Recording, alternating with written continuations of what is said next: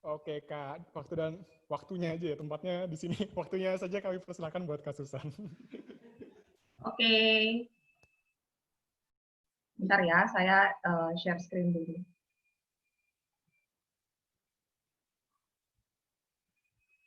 Teman-teman sudah kelihatan slide-nya? Ya, baik. Mari kita satu di dalam doa.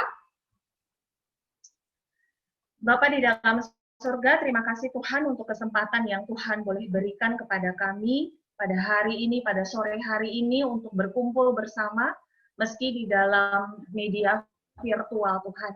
Kami saat ini belum bisa mengalahkan pandemi, kami saat ini masih berjuang mengalahkan pandemi.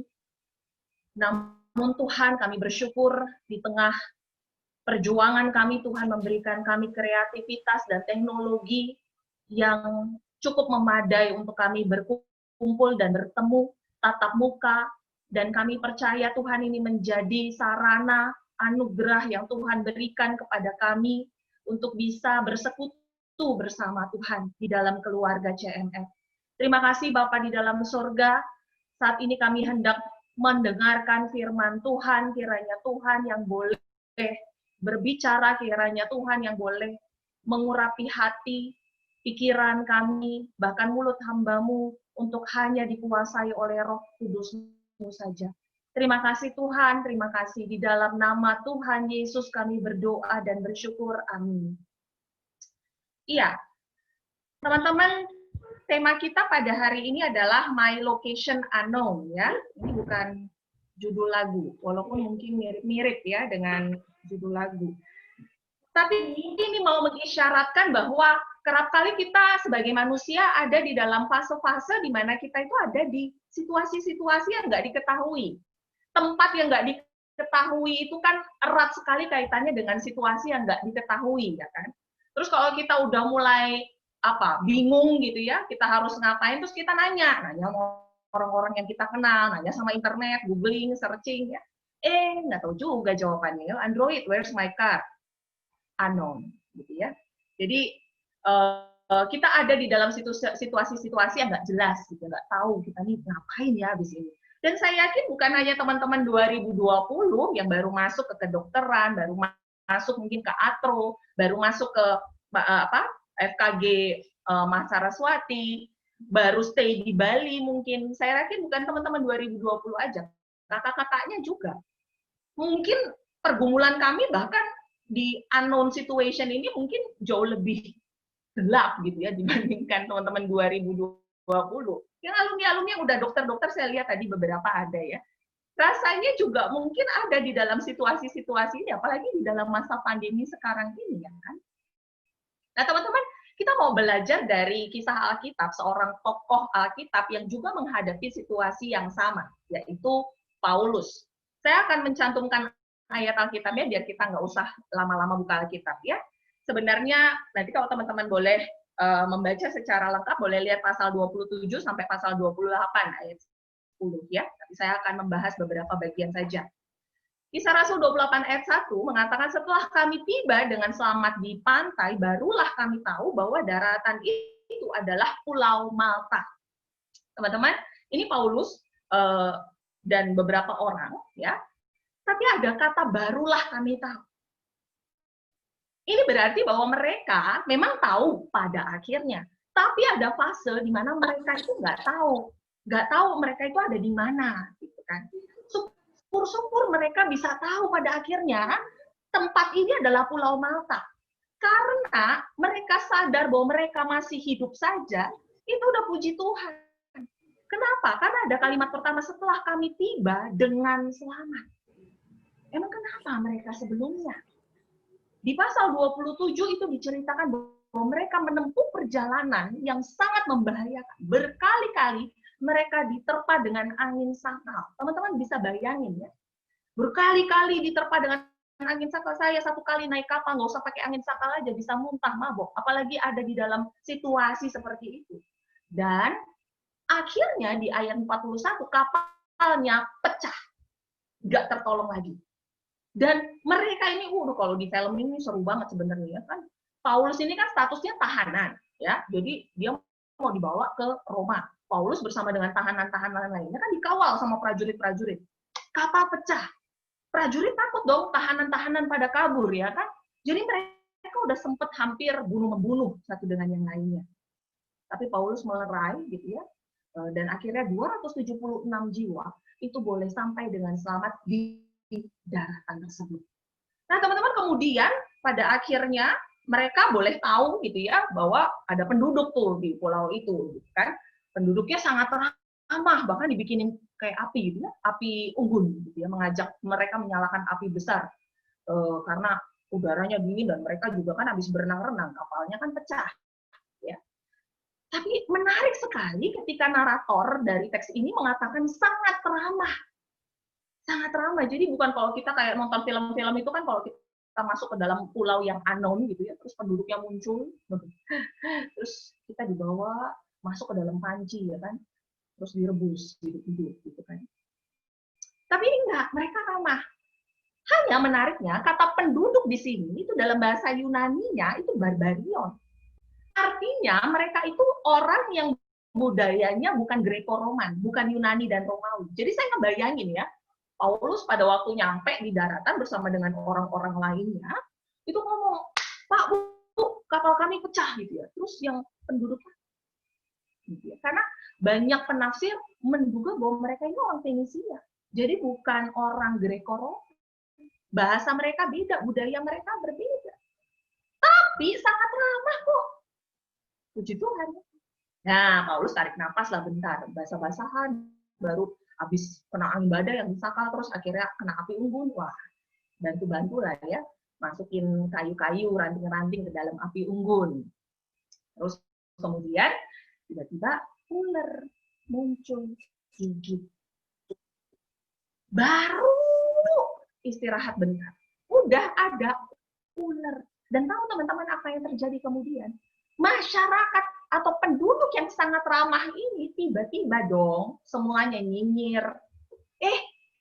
Pembunuh nih.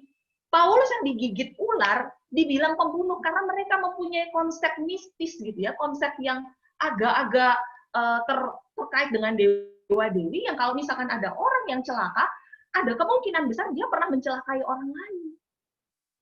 Bayangin teman-teman, sekejap aja pertolongan atau kesenangan atau kebahagiaan itu sekejap aja. Tiba-tiba berubah masyarakatnya jadi ini.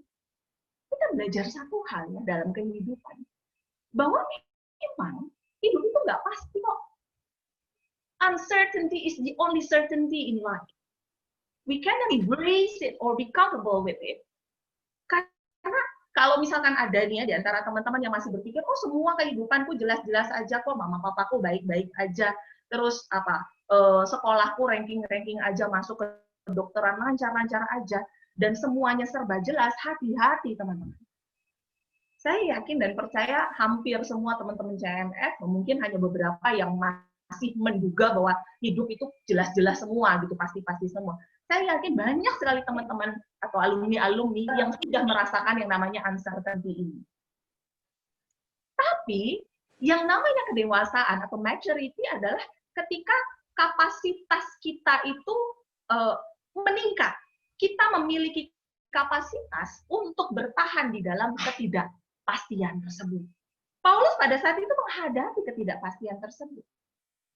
Bahkan ya teman-teman ya, ketika kita pelajari bahwa pada akhirnya Paulus ini menghadapi tantangan ya kan, ketika dia digigit ular ya, dan tantangan itu bisa bersifat fisik dan bersifat mental, orang-orang nyinyir, orang-orang nggak suka sama dia, dan bukan hanya itu, tantangannya ada yang bersifat langsung dan bersifat tidak langsung.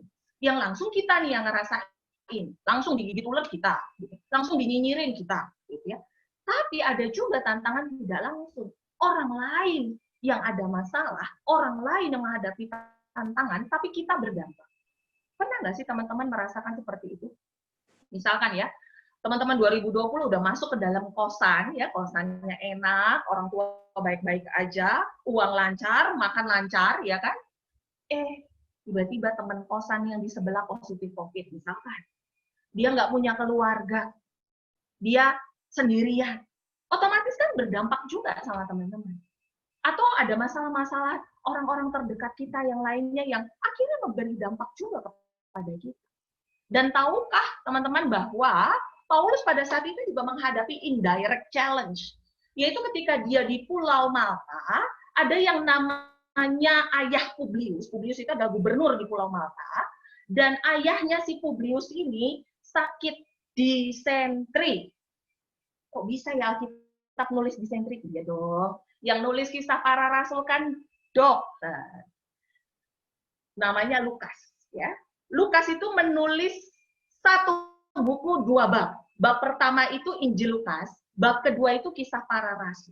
Kalau kita meneliti lebih dalam ke dalam tulisan-tulisannya Lukas, maka sebenarnya di dalam bahasa Yunani banyak sekali medical term-nya, gitu ya, istilah-istilah medisnya. Cuman ketika ditranslasi ke dalam bahasa-bahasa asing, termasuk bahasa kita, gitu ya, ada beberapa yang terlihat bahasa umum. Cuman sebenarnya banyak sekali istilahnya. Wong Lukas ini kan hidup 400 tahun setelah Bapak Hippocrates. Jadi sudah mulai muncul banyak-banyak istilah medis. Nah, disentri diartikan dari zaman ke zaman sebagai diare berdarah. Ya, kita sama-sama ketahui bahwa diare berdarah bisa disebabkan oleh bakteri, bisa disebabkan oleh parasit, ya banyak sekali ya. Dan gejalanya bisa sangat ringan sampai sangat berat. Yang pasti teman-teman, bapaknya Publius sakit. Dan ini masalah. Kenapa? Soalnya bapak Publius sakit, Publiusnya panggil Paulus. Ini masalah. Ini tantangan. Tapi teman-teman, di dalam lokasi unknown itu, di unknown location itu bukan hanya ada tantangan di dalam teks ini. Kalau kita ketahui bersama di dalam teks tersebut ya, Paulus yang digigit sama ular beludak, kalau di dalam bahasa Inggrisnya itu viper ya. Paulus yang digigit sama ular beludak itu, dia tidak mengalami yang namanya bengkak. Dicatat sama Lukas, tidak mengalami bengkak. Jadi boro-boro mati, bengkak aja enggak. Yang namanya ular berbisa kalau gigit tangan kan mestinya bengkak. Ya kan? Tapi ini tidak bengkak. Lalu orang-orang yang nyinyir tadi ke Paulus ya, tiba-tiba berubah, menganggap Paulus seperti dewa. Luar biasa. Lalu ayah Publius yang sakit tadi sembuh. Apa yang kita pelajari, teman-teman? Oke, di dalam tempat baru, di dalam situasi baru memang ada tantangan secara fisik dan secara mental, langsung dan tidak langsung, tapi ketahuilah bahwa di dalam tempat yang baru, yang sama sekali kita tidak ketahui, selalu ada anugerah dari Tuhan. Selalu ada gift, selalu ada pemberian dari Tuhan. Apa saja itu? Yang pertama, doa. Paulus berdoa untuk ayah Publius sehingga ayah Publius sembuh. Jadi setiap kita yang sekarang bisa berdoa, itu namanya menggunakan anugerah dari Tuhan. Anugerah ketika kita bisa berdoa.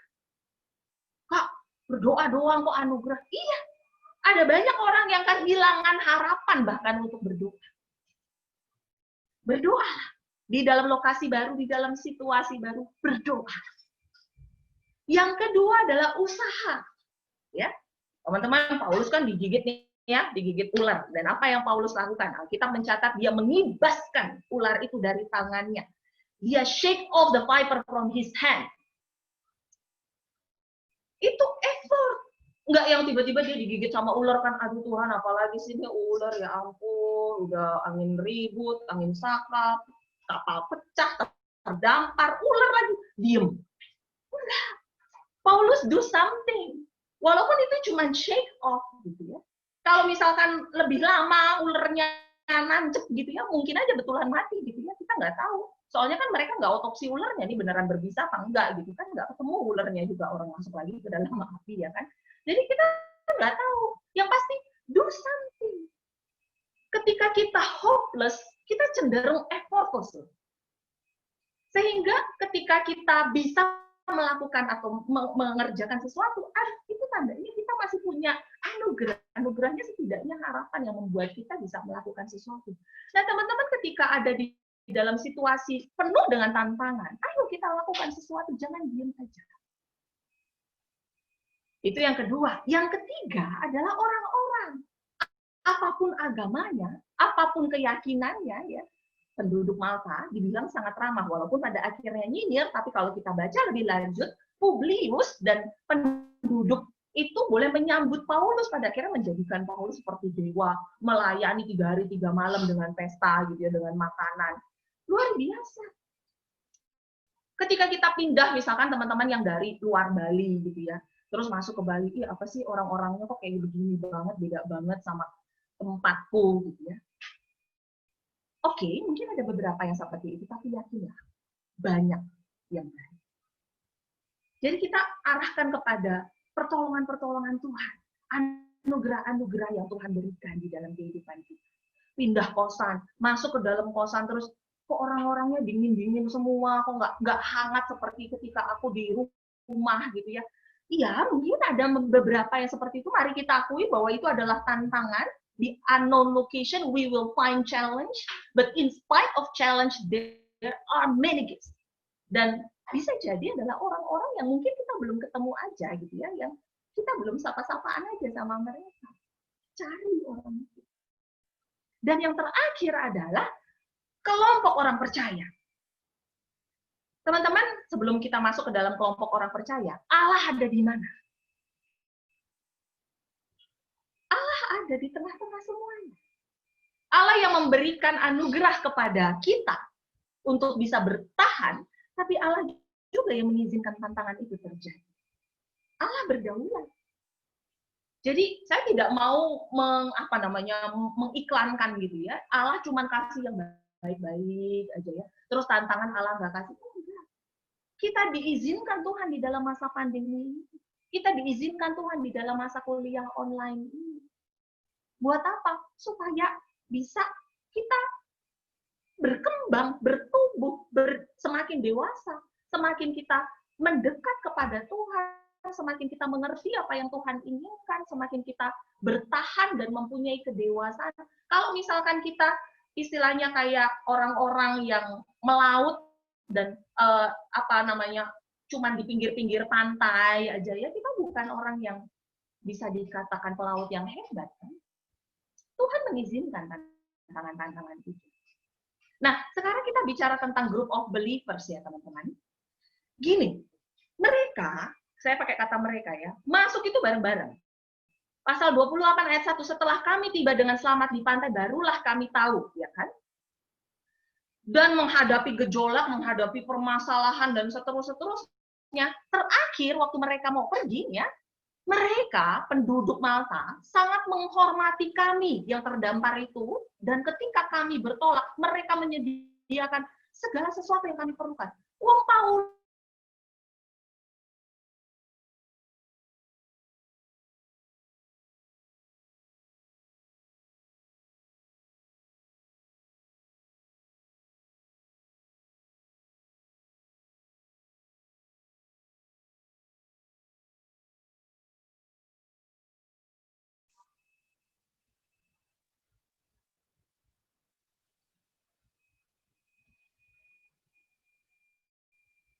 Halo?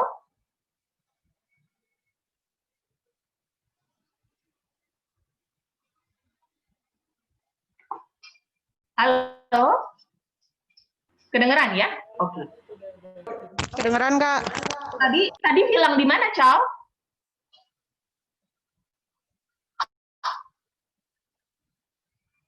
Tadi hilang di mana ya? Mereka penduduk Malta menghormati mereka tuh, Kak, hilang di situ. Baru kok, Kak, hilangnya. Iya, iya. Jadi, teman-teman, ketika saya balik lagi ke slide ini ya. Ini kan ya? Iya. Iya. Jadi ketika mereka menghormati yang terdampar itu, gitu ya, ada kemungkinan bahwa yang melayani orang-orang sakit pada saat itu bukan cuma Paulus, tapi juga Lukas. Karena Lukas kan dokter.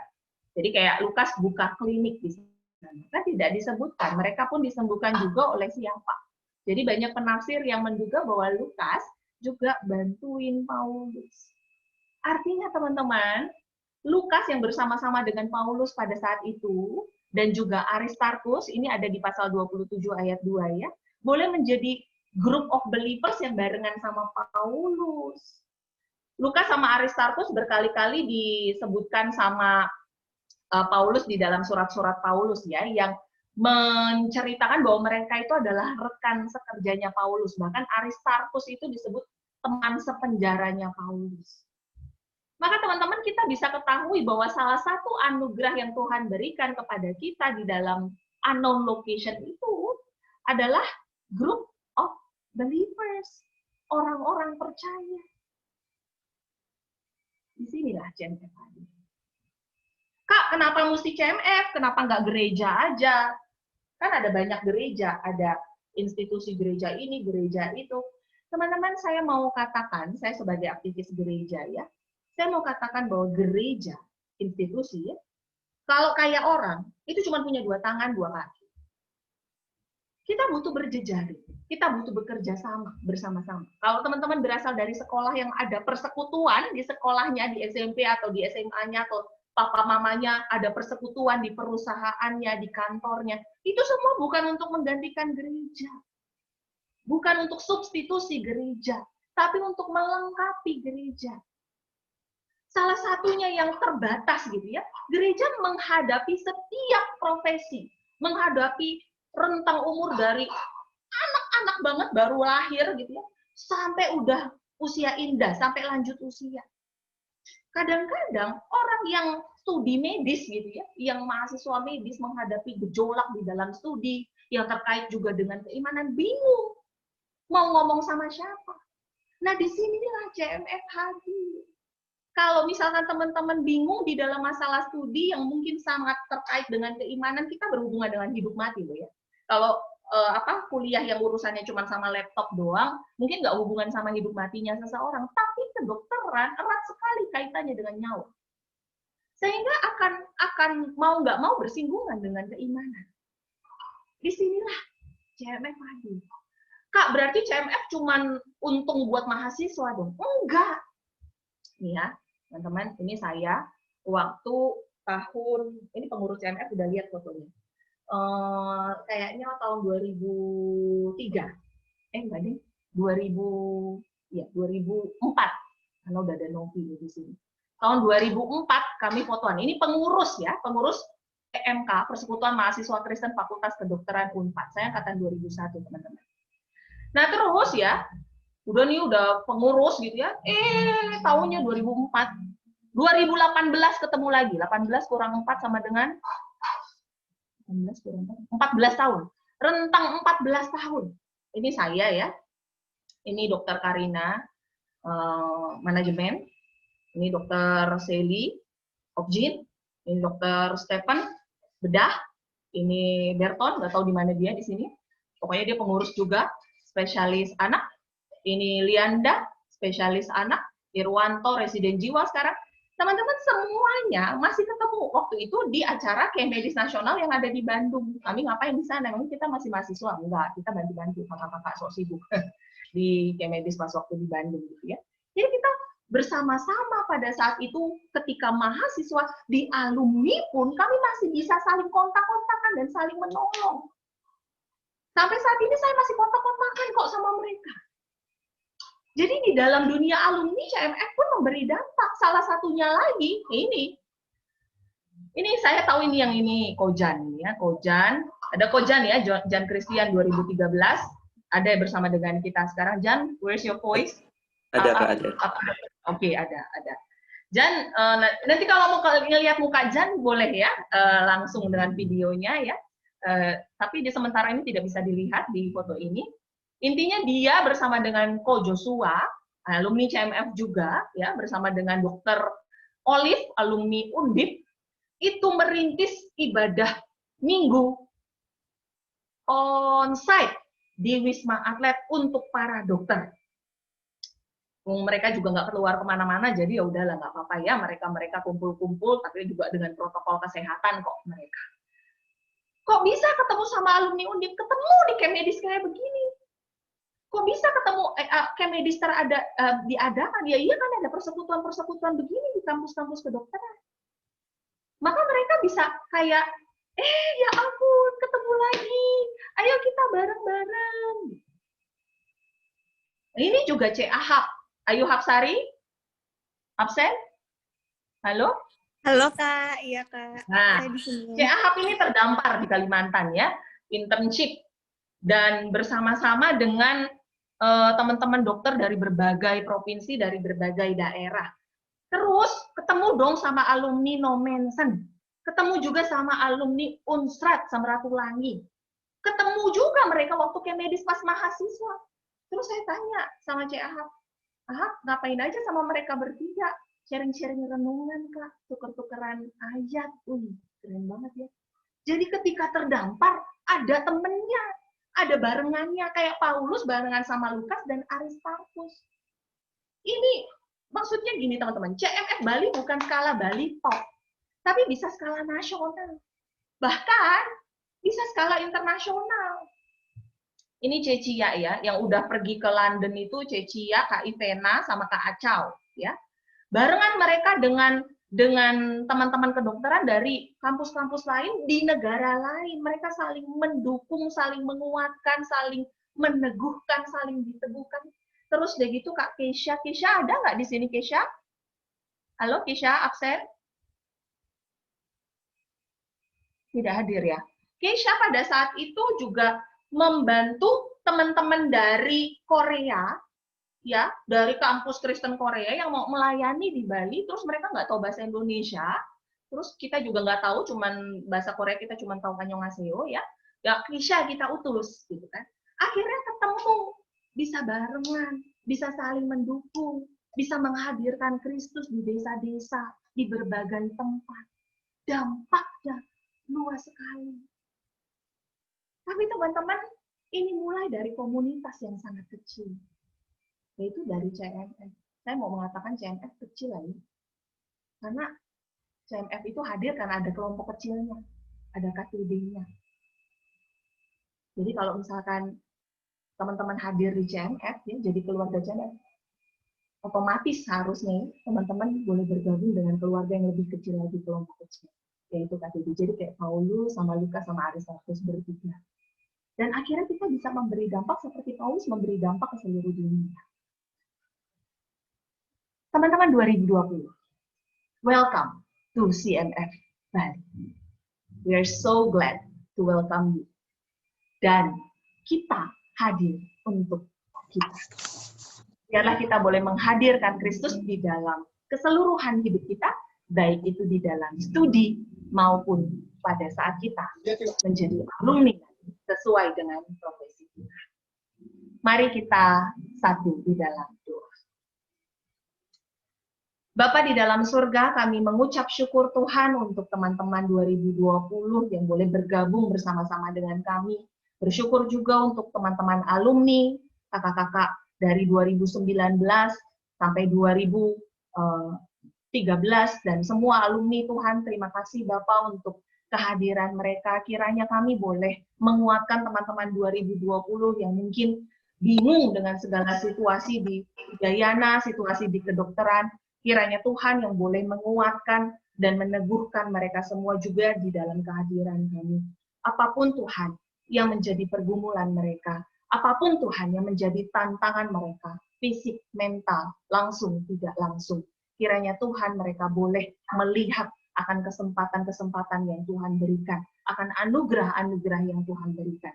Dan biarlah setiap kami yang juga ada di dalam fase tidak jelas sekarang ini, kami boleh juga melihat akan anugerah-anugerah yang Tuhan berikan. Salah satunya adalah kelompok orang percaya. Terima kasih Bapa di dalam surga. Kami berdoa dan berserah di dalam nama Yesus Kristus, Juru Selamat kami yang hidup. Haleluya. Amin. Saya kembalikan kepada Ivena dan Fen ya. Terima kasih Kak Susan.